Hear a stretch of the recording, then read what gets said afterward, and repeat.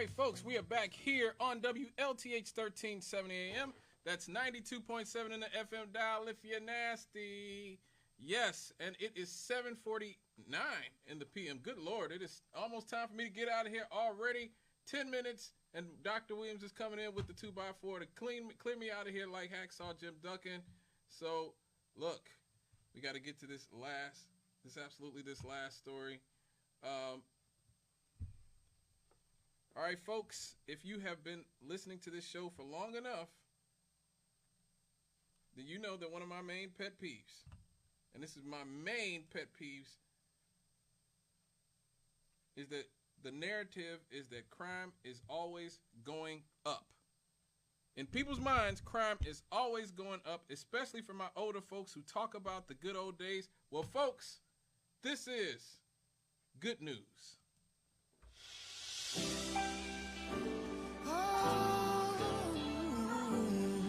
There is a light for the blind man, a sound for deaf ears. There's riches for forgotten souls that have nothing left to give.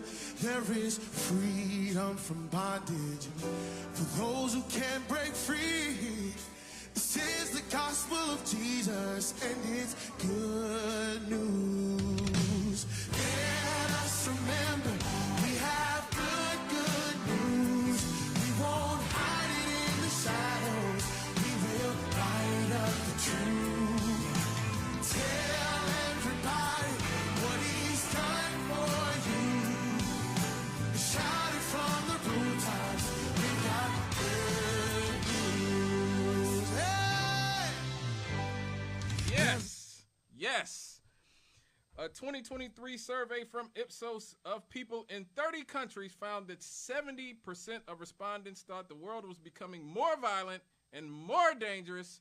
And here in the United States, the majority of people have always told posters the same thing since the early 90s, that violent crime is always going up. And other surveys indicate that many people around the world insist that life was better and often safer 50 years today. Well, that was a lie. That was a bald-faced lie. No, you're lying. You're lying. What makes you lie? Yes, it was a lie. When you actually look at the data on murder, it has showed that the world has been largely getting safer, both as compared to the more distant past and even in this century that we currently live in. The 1990s were actually a very violent decade in the United States, and how violent crime in the United States now violent crime in the United States may actually be headed towards historic record lows, even as many Americans, including the President of the United States, Donald John Trump, insist that it is not, because he has an agenda. Now, recently updated data from the World Bank looks at the picture from a global perspective and finds something astonishing. Between 2000 and 2023, the international homicide rate fell from roughly 6.9 deaths per 100,000 people to around 5.2 per 100,000 people in 2023. That translates into roughly a 1/4 decline in the chances that any random person will be murdered in the world. And because the global population has increased, the total number of murders has gone up, but per capita is gone down. But had the global homicide rate not experienced this decline and instead stayed steady, some 1.5 million additional people would have been murdered over these years. That is the equivalent to the population of Philadelphia, who are still breathing because the world has gotten safer. Now, in comparison to the old world, many people, including Charlie Kirk and a lot of conservative types, love to talk about how violent America's inner cities are, and they blame it on us, particularly black people.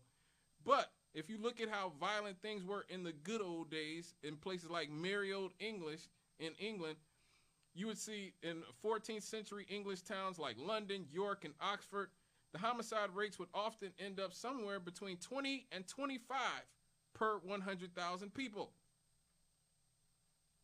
That is a lot. Now, all in all, there were 2 homicides in the city for the year ending in September of 2023.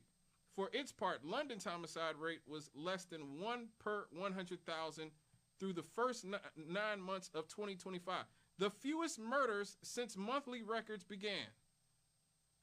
In colonial America, in the 1700s, violent crime rates were 3 times worse than what they are today. So please tell your conservative friends that when all those people were stepping off the Mayflower, they were beating and killing each other at far higher rates than what you see in America's inner cities today. That is a fact, not my opinion. 1930s New York even was much more violent than today's New York City, with 1930 having more homicides than New York has had at any point the last 10 years. Chicago had its worst year in the 1970s. We here in Gary had our worst year in the 1990s. Now, what has changed in the world over those centuries is civilization. People have just become more civilized. I know it doesn't feel like it sometimes, but in general, people are more civilized. And it's not even just first world countries. In countries like Brazil used to record more than 50,000 murders a year, with national murder rates in the high 20s per 100,000 people. But a new report from the Brazilian Forum on Public Security finds that homicides fell by about 6,000 in 2024, the lowest level since 2012, and roughly down 25% from its earlier peak. Now, none of this means that the world is a utopia. Doesn't mean Gary's a utopia. Doesn't mean Chicago's a utopia. Doesn't mean anywhere is a utopia. But the burden of violence today is extremely concentrated.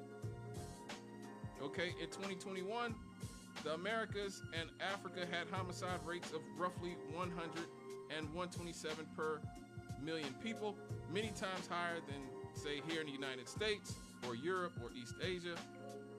Within those regions, a relatively small group of countries bear an outsized share of the killings. Places like Haiti and Mexico.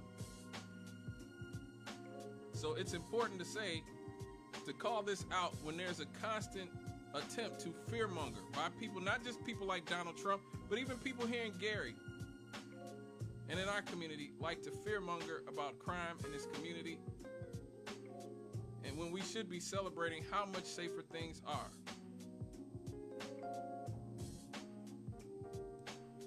And pretty much the first half of this year in the city of Gary, we had 12 homicides for the first half of the year.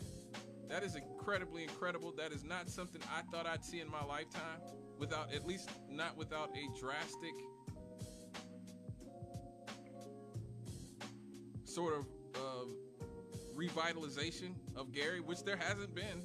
Let's be real, there hasn't been a drastic revitalization of Gary. We haven't completely become gentrified or anything. We've just gotten better as a city, as a community, as a country, as a world, and it's important to celebrate that.